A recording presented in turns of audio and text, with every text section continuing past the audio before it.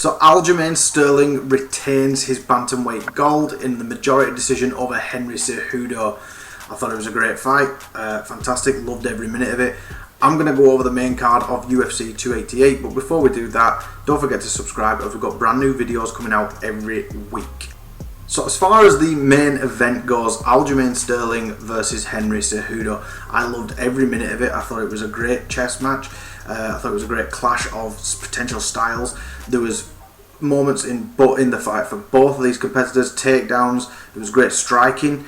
I would have thought we'd have seen a lot more leg kicks from Aljamain Sterling than what he actually threw out. I know he did throw some, but the reach disadvantage that Henry was at, I thought Aljamain would have utilised that quite a lot more, as Henry came out with quite a tall stance in this fight in general. Maybe that was just to make up for the lack of reach that he did possess, but overall I thought the decision was the right decision to go to Aljamain.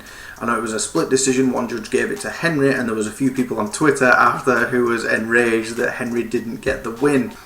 Being 3 years out of the sport in general, that surely, you'd think that'd take its toll on you, but not when you're an Olympic level wrestler like Henry Cejudo is, a super athlete who doesn't really take the time off from training, so he's always been busy. It's not as if he just took 3 years off to sit on his arse on the couch. But Aljamain Sterling, I wonder what is going to happen now. Obviously we've got Sugar Sean coming into the cage after, and it's always a pantomime with Aljamain pretending to kick off, that kind of thing, just to sell the fight. I wouldn't want to get into a prediction of that one straight away, but that would be an interesting matchup that I don't think Sugar would take. As far as Henry Cejudo goes, I really hope that isn't him done. I hope he doesn't just have a flash in the pan return and then loses off again. I really hope that we get to see more of Triple C in the UFC, because I think there's fantastic fights for him at bantamweight, ones that we didn't get to see before.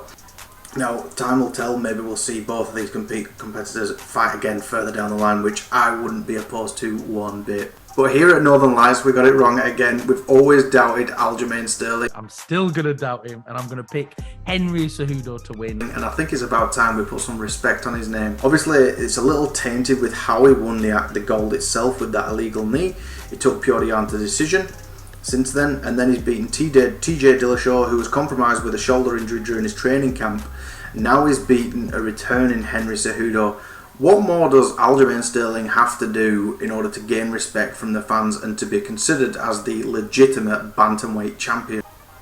In the co-main event, we've seen Belal Muhammad secure a 5-round decision over Gilbert Burns. Now, I know it's not out of the ordinary to see Belal Muhammad go to decision, but against Burns, I thought that this would have caused him a lot more problems, but the exact opposite happened. Look, love or hate Belal, whether you like his fights or you think they're a little dull, you can't deny that that was a masterclass in how he took apart Burns. It wasn't a complete domination, because Burns is always dangerous, but the way he utilised them kicks effectively against the body and against the left arm of Gilbert, his arms, both of them, were swelled up more than they are usually. And he even told his corner at one stage that he cannot throw his left hand, which obviously compromised Burns, but he was still throwing that right, as if, you know, if that would have landed, that could have been nights out, but it just didn't.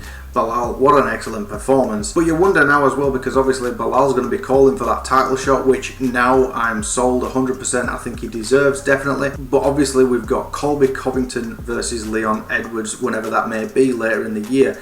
Belal has safely secured his second in line spot for that title, and I'd be interested to see what plays out later this year. The third fight on the main card was a surprise to us all. Xiaonan knocking out Jéssica Andrade in the first round. You could have given me any other outcome of this fight and I'd have probably believed it, but with Xiaonan finishing Andrade in round 1 in that fashion, Jéssica Andrade, the absolute war machine, the tank, she's busy as well. But Xiaonan typically goes to decision a lot, but she's proved, you know, a striking look, crisp. She just looked a step ahead for the duration of the fight, the short duration I might add.